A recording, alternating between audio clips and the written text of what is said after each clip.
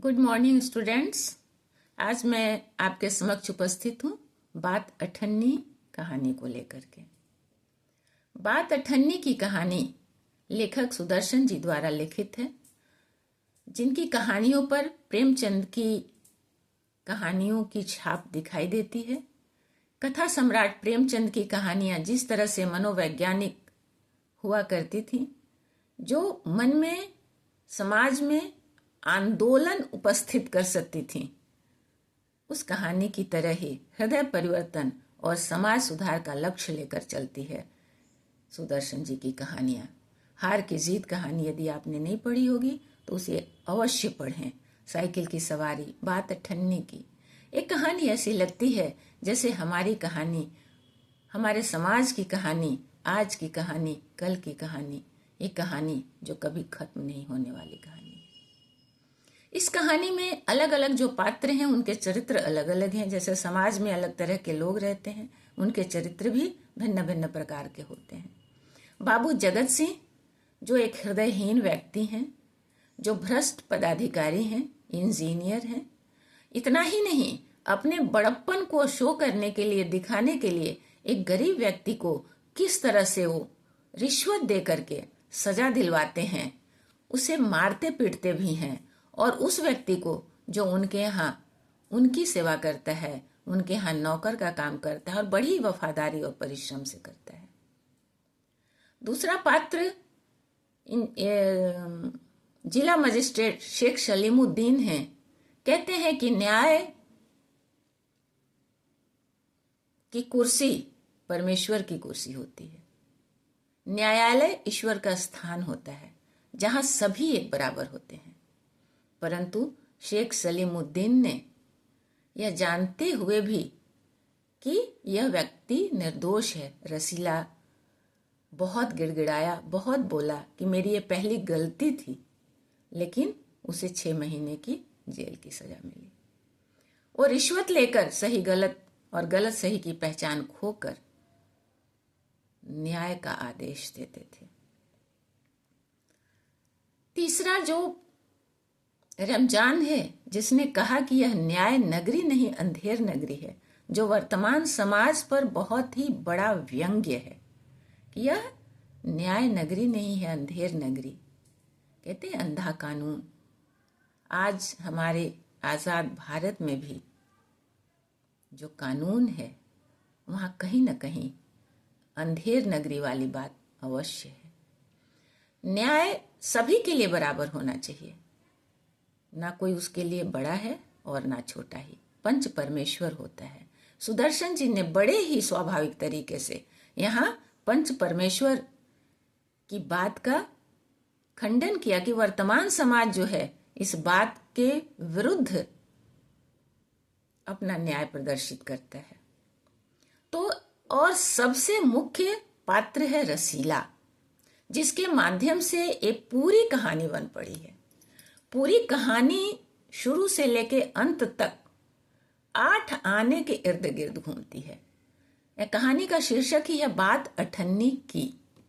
8 आने की कहानी, क्या कहानी ऐसी हो सकती है जो 8 आने के कारण बनी, विस्तार पाई और वहीं से कहानी का उद्देश्य भी हमें प्राप्त होता है। रसीला बाबू जगत सिंह के यहाँ नौकर है, बड़ी ही मेहनती है, ईमानदार है और वफादार भी है। परिश्रमी, रात दिन मेहनत करता है। किसी भी तरह का वह अपने आलस्य को प्रदर्शित नहीं करता। और एक बात उसमें और है कि वह अपनी प्रतिष्ठा की भी रक्षा करना चाहता है। वह अधिक पगार मिलने के बाद भी दूसरी जगह नौकरी करने इसलिए नहीं जाता है क्योंकि वहां उसे अधिक पगार तो मिल जाएगा, लेकिन शायद इतना मान सम्मान नहीं मिलेगा। लेकिन शायद इसका यह भ्रम था जो तब टूटता है जब रसीला पर विपत्ति आती है। ऐसे भी हम जानते हैं कि संकट के क्षणों में ही लोगों की पहचान होती है। एक बार रसीला के बच्चे बीमार पड़े। उसका परिवार वहां से दूर रहता था। रसीला अपनी कमाई का कुछ भाग अपने परिवार के भरण पोषण के लिए भेजा करता था। जब उसके बच्चे बीमार पड़े तो पैसों की जरूरत हुई। दवाइयों के लिए अधिक पैसे चाहिए थे, रसीला के पास नहीं थे। उसने सोचा कि मालिक तो जरूर देंगे, परंतु जगत सिंह ने साफ इनकार कर दिया। परेशान रसीला अपने मित्र रमजान के पास जाता है। रमजान उसकी मदद करता है। यहाँ सच्चे मित्र की पहचान दिखाई गई है। कहते हैं, जो न मित्र दुख हो ही दुखारी, तिनहि विलोकत पातक भारी। तुलसीदास जी ने लिखा है, निज दुख गिरिसम रज करी जाना, और मित्रक दुख रज मेरु समाना। रमजान वही सच्चा मित्र था जिसने अपने मित्र रसीला की मदद की। बड़ी ही सुंदर बात है और बड़ा ही सुंदर प्रसंग है। और एक तरफ रसीला बाबू जगत सिंह के यहाँ काम करता है, जो इंजीनियर है, और जिसके पड़ोसी हैं जिला मजिस्ट्रेट शेख सलीमुद्दीन साहब, जिसका नौकर है रमजान। उधर दोनों बाबू जगत सिंह और शेख सलीमुद्दीन की आपस में मित्रता है, तो इधर रमजान और रसीला की मित्रता है। रसीला के मालिक जगत सिंह को मिठाई बहुत पसंद है, तो सलीमुद्दीन फलों के बहुत शौकीन है। और सबसे अच्छी बात यह है दोनों के गुणों में कि दोनों ही बड़े रिश्वतखोर हैं। समाज को चिन्हित करते हैं, वर्तमान समाज के स्वभाव को रेखांकित करते हैं कि जो बड़े पदाधिकारी होते हैं, जो न्याय की कुर्सी पर बैठे हैं, जो सर ऊंचा करके सम्मान के साथ समाज में चलते हैं और जिनका सम्मान होता है, उनके चरित्र में कितनी गिरावट होती है। वह नौकर जिसके साथ हमें प्रेम, अपनापन, सौहार्द की भावना रखनी चाहिए, क्योंकि उसके परिश्रम से ही हम सुख और आराम पाते हैं।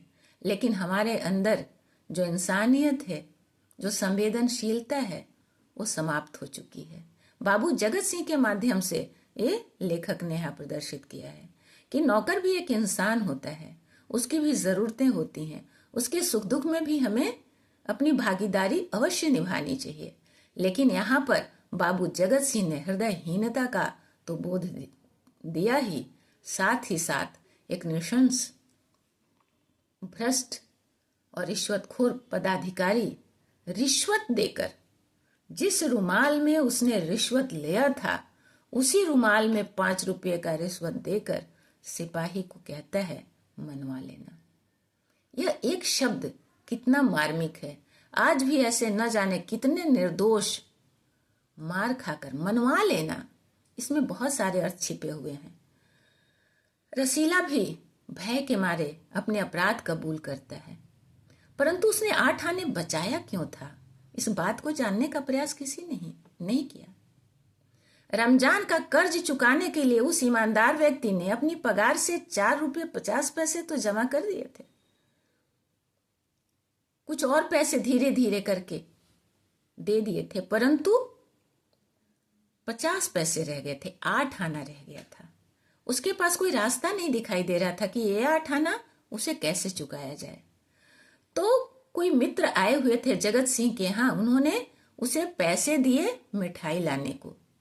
तो रसीला के मन में ये विचार आया कि ये लोग इतने इतने पैसे लेकर ऐशो आराम की जिंदगी जीते हैं, तो क्या मैं इसमें से 8 आने बचा लूंगा और अपने मित्र का कर्ज चुका दूंगा, तो उससे क्या बिगड़ जाएगा। अब अच्छे लोगों की नियत भी कैसे बदलते हैं, इस बात को भी बड़ी सहजता से यहाँ पर लेखक ने प्रस्तुत कर दिया। हमारे आसपास के वातावरण का पूरा पूरा प्रभाव हमारे मस्तिष्क पर पड़ता है।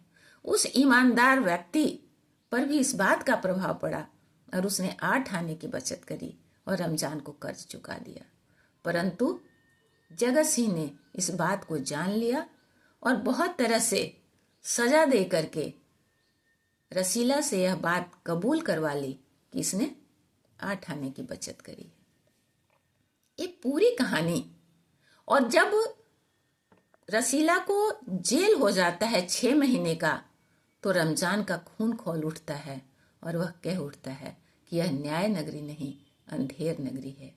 यहाँ पर बड़े बड़े रिश्वत लेकर 1000, 2000, 5000 ऐसे न जाने कितनी बड़ी रकम को लोग हजम कर जाते हैं और सर ऊंचा करके चलते हैं। समाज भी उनका सम्मान करता है, परंतु हम जैसे गरीब लोगों के लिए समाज नहीं है। जहां पर मजबूरी में 8 आने की बचत करी गई और उसे 6 महीने की जेल की सजा हुई। तो पूरी कहानी इस 8 आने के इर्द गिर्द घूम रही है, इन्हीं पात्रों के बीच घूम रही है, लेकिन समाज का एक बड़ा स्वरूप हमारे सामने प्रस्तुत करती है। एक तरफ समाज के पदाधिकारी गण हैं, तो दूसरी तरफ न्याय व्यवस्था प्रश्न चिन्ह के घेरे में है। आपको इसमें किस तरह से प्रश्न पूछे जा सकते हैं? पहला, कहानी का उद्देश्य क्या है?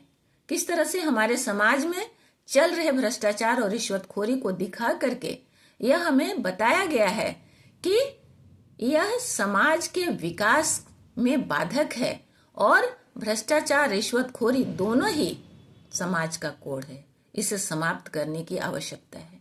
दूसरा, हमारी संवेदनशीलता प्रत्येक व्यक्ति के लिए होनी चाहिए। समाज में सबका बराबर का अधिकार है। ईश्वर ने सबके लिए समान भाव से सब कुछ दिया है, तो यहाँ न्याय व्यवस्था में भी सबके लिए समान न्याय होना चाहिए। दूसरी ओर, जो हमारे अधीन काम करने वाले कर्मचारी होते हैं, बड़ी बड़ी संस्थाएं हैं, बड़ी बड़ी कंपनी हैं, बड़ी नौकरियों में आने वाले लोग हैं, या छोटी नौकरी हो बड़ी नौकरी, लेकिन जिसके अधीन वो काम करते हैं, उस पदाधिकारी के भीतर भी अपने अधीन काम करने वाले कर्मचारियों के लिए संवेदना होनी चाहिए, अपनापन होना चाहिए, प्यार होना चाहिए और समय पर उनके सुख दुख में उनका सहयोग करना चाहिए। कि यदि वो काम ना करें तो परिवार, समाज या कोई भी संस्था या बड़े बड़े उद्योग धंधे हों, बड़ी कंपनियां हों, किसी भी प्रकार के कार्य हम मजदूरों से, हम नौकरों से, हम कार्यकर्ताओं से ही चलता है। इसलिए सबके प्रति प्रेम, संवेदनशीलता और प्रतिष्ठा का भाव हमारे भीतर होना चाहिए। तो यह लेखक का संदेश है कि यह कहानी प्रासंगिक है आज के युग के लिए भी, हर समाज के लिए। साहित्य समाज का ही लक्ष्य लेकर चलता है, समाज सुधार का लक्ष्य लेकर चलता है, हृदय परिवर्तन का लक्ष्य लेकर चलता है। तो ये कहानी बहुत ही साधारण रूप से, सरल भाषा में, सहज भाषा में कुछ पात्रों के माध्यम से हमारे सामने प्रस्तुत की गई है, परंतु इसके अर्थ बड़े ही गूढ़ हैं। एक एक पंक्तियों पर यदि हम दृष्टिपात करें तो उसमें कई अर्थ छिपे हुए हैं।